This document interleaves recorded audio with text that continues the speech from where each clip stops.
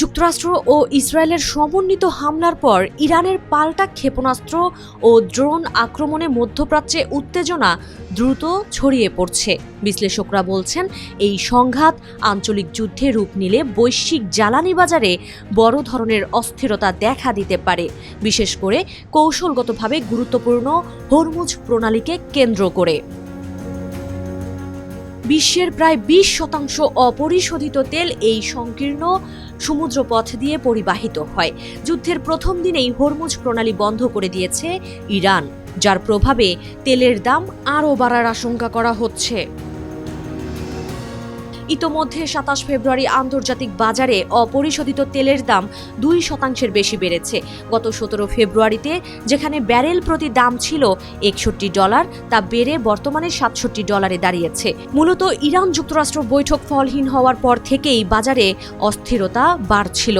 সাম্প্রতিক সামরিক পদক্ষেপের পর দাম আরও ঊর্ধ্বমুখী হওয়ার নতুন সম্ভাবনা তৈরি হয়েছে।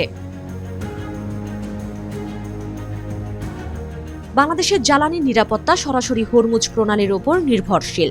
দেশের প্রায় 90% প্রাথমিক জ্বালানি আমদানি, অপরিশোধিত তেল, পরিশোধিত জ্বালানি ও এলএনজি এই রুট দিয়েই বাংলাদেশে আসে। সৌদি আরব, ইরাক ও সংযুক্ত আরব আমিরাতের মতো প্রধান সরবরাহকারীদের কাছ থেকে জ্বালানি আনার ক্ষেত্রে বাস্তবে কোনো বিকল্প সমুদ্রপথ নেই। বর্তমান পরিস্থিতিতে বাংলাদেশের জন্য মূলত দুই ধরনের ঝুঁকি তৈরি হচ্ছে। প্রথমত, মূল্য ঝুঁকি, অর্থাৎ আন্তর্জাতিক বাজারে দাম বাড়লে বাংলাদেশ পেট্রোলিয়াম কর্পোরেশন বিপিসি ও এলএনজি আমদানিকারকদের আমদানির ব্যয় বহুগুণ বাড়বে।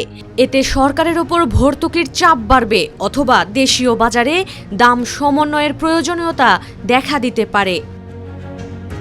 দ্বিতীয়ত, সরবরাহ ঝুঁকি। হরমুজ প্রণালীতে জাহাজ চলাচল বন্ধ হয়ে যাওয়ায় ট্যাঙ্কারগুলোর বীমা প্রিমিয়াম বেড়ে যাবে।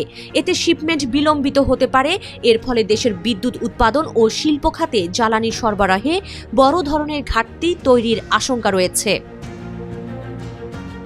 এদিকে জ্বালানি সংকটের প্রভাবে দেশের বিদ্যুৎ উৎপাদন ব্যয় বাড়তে পারে, যা সরাসরি শিল্প খাতে উৎপাদন খরচ বাড়িয়ে দেবে। এতে জ্বালানি নির্ভর রপ্তানি পণ্যগুলো বিশ্ববাজারে প্রতিযোগিতায় পিছিয়ে পড়তে পারে। এছাড়া আমদানি বিল বেড়ে যাওয়ায় বৈদেশিক মুদ্রার রিজার্ভের ওপর বাড়তি চাপ সৃষ্টি হবে, যা মুদ্রাস্ফীতি পুনরায় ঊর্ধ্বমুখী হওয়ার ঝুঁকি তৈরি করতে পারে দেশীয় বাজারে।